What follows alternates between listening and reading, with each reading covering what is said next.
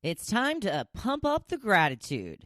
Big NFL news, and let's immerse ourselves in a great book. Welcome to the Hopefulist, a daily talk show hosted by veteran broadcaster Wendy McClure. Join Wendy each day as she shares her life lessons that transformed her from perpetual pessimist to the ultimate hopefulist. The perfect morning show to get you caught up on the day's top stories while sharing insights that will lead to positive transformation and bring out the hopefulist in you. For more inspiration, visit hopefulist.com. And now, here's your host and hopefulist, Wendy McClure. Hello and welcome to a Wednesday. It is March 18th, 2020. It's day 185 of Gotta Get on Ellen. Speaking of Ellen, I'm assuming she's on hiatus as well. She's been posting a lot of Instagram videos of herself trying to find things to do around the house. She posted a video yesterday of her getting out a 4,000-piece puzzle that she was going to do to occupy herself. And then about an hour later, she posted another video showing how long it took her to just get part of the puzzle out, all on the table, right side up, to even attempt to start doing it. And she said she still has half a box left. She doesn't have a table big enough to even attempt to do it. So that's it. That plan's off the table completely, literally off the table. If you don't follow Ellen on Instagram, you should, because again, this time we need as much laughter and good entertainment as much as possible. So interesting NFL news from yesterday. Tom Brady leaving the New England Patriots, going to the Tampa Bay Buccaneers. Wow. Going from freezing cold Boston down to sunny Florida. I don't know. We'll see what happens. I'm curious as to why he decided to leave the Patriots. I'm wondering if he wanted more money than they were willing to pay. I can only imagine that's got to be the reason.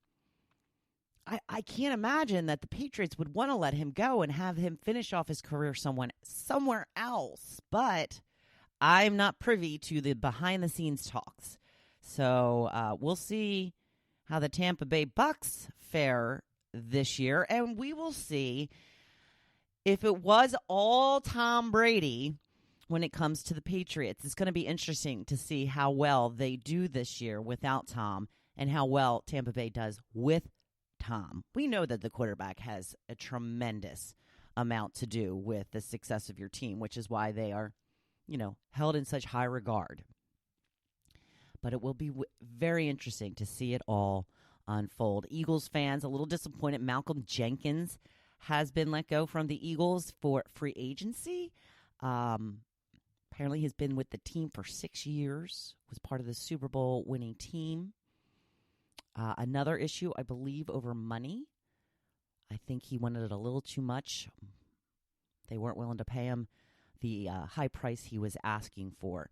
I've read a lot of the comments, pro and con against this decision.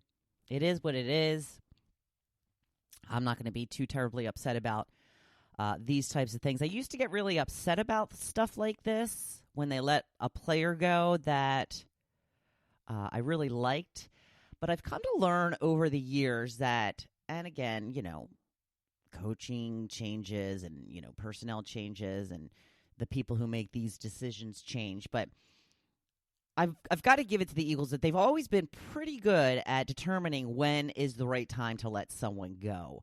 Often when they let a player go and we're all upset about it, they go to another team and they underperform, whether it be that they're not surrounded by the same people or maybe it was just their time.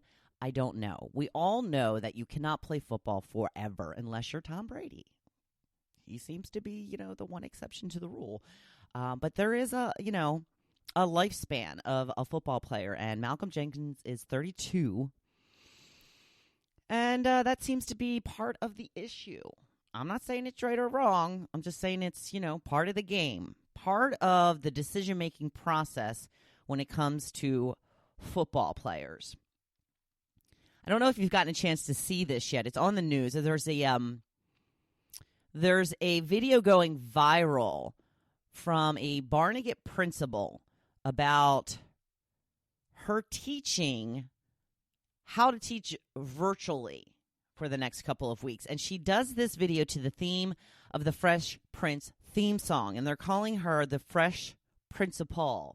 Get it? Fresh Principal?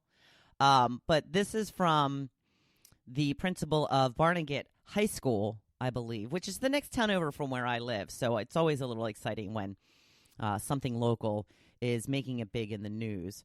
And she said she was up until like 2 o'clock in the morning on Sunday trying to put this video together with her music teacher. And they wanted to have it ready to go for release on Monday.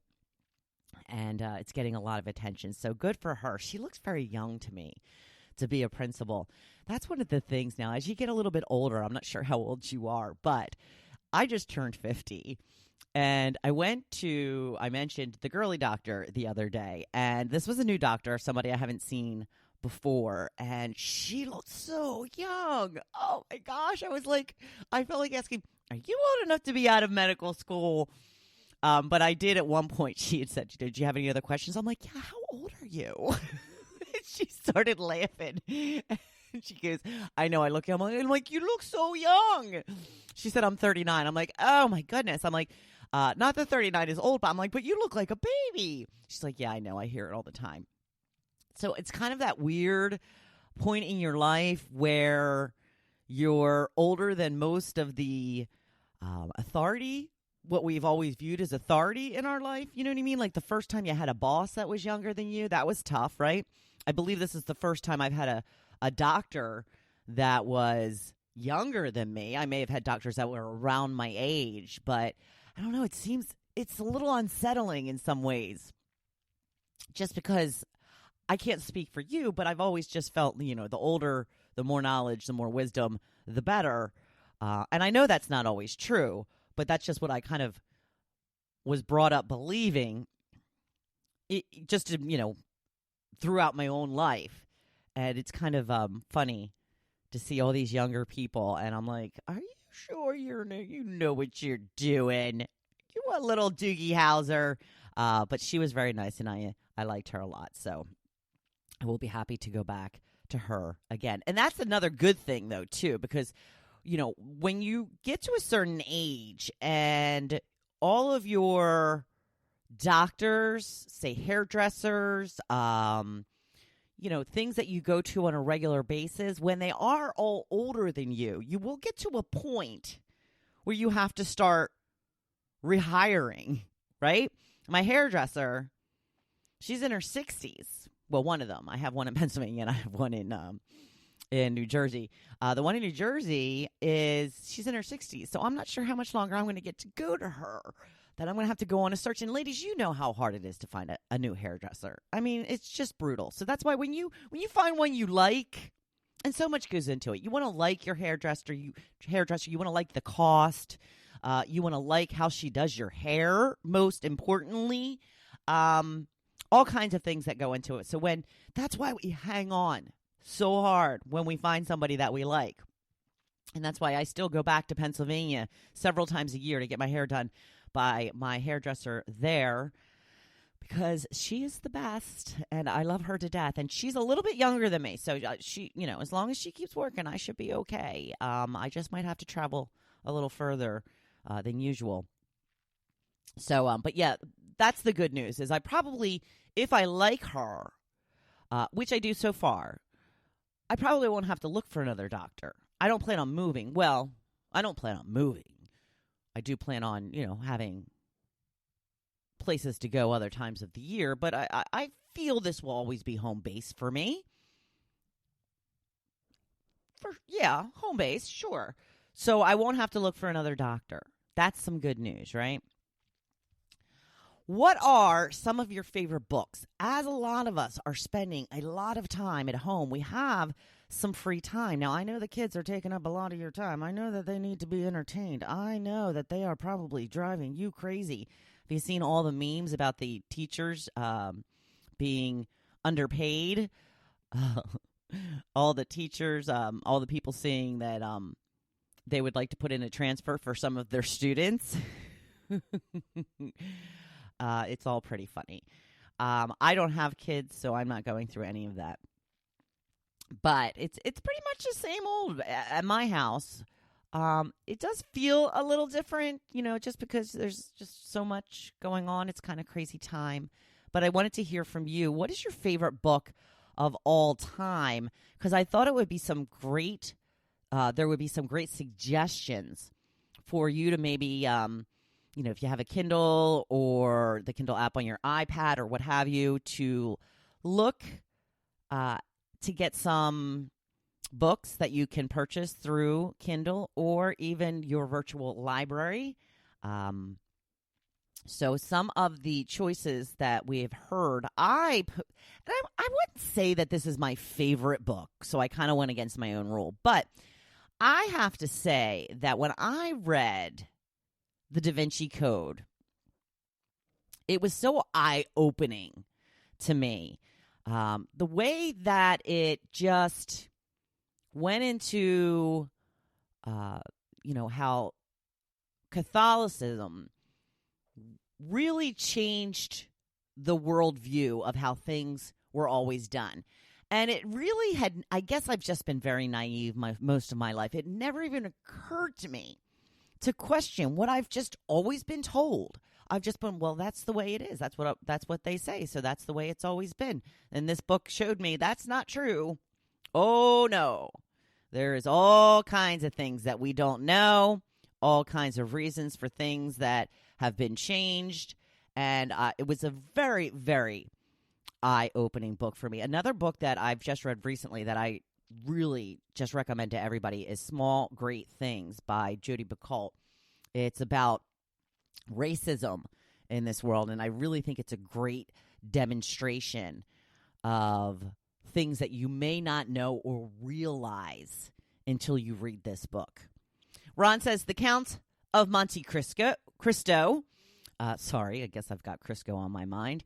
Patty says To Kill a Mockingbird. I did not read that until just a few years ago, and boy, oh boy, what a great book for sure. Gail says The Secret Garden, which I have never read. Kim says Pay It Forward. I'm going to assume that the movie was based off of that, which was such a great movie. I have not read the book. Elizabeth says Nancy Drew. It's where I fell in love with reading. I replied back to her. I remember my first big girl book, like a thick book, like not one of the little kid books with all the pictures. There was no pictures, and it was called Betsy and the Boys. It was a whole series. Betsy and, I don't remember now, but I've actually tried to look them up, and they must be out of print. I can't find them anywhere, but they were so cute. I love them. I remember I was in second grade when I started reading those books. Dolores says, when I was 16 or 17 during the summer, I got my hands on one of those romantic novels. It was great and eye-opening. Sweet Savage Love. I used to spend a lot of time reading Danielle Steele books, and then I kind of thought, I'm never going to have a real romance in life because I expect everybody to act like they do in these Danielle Steele novels, which is very unrealistic. Denise says, Replay. Replay is a book that Denise had us all read for our book club, and she loves that book. It was a good book. I did enjoy it. Connie says The Art of Racing in the Rain. Very good. I read that one. Rose says Montana Sky. Not familiar. Let's see what else. Joe says Stephen King's Salem Lot. There were several times I threw the book across the room, only to pick it up a few minutes later and continue reading. It was so well written.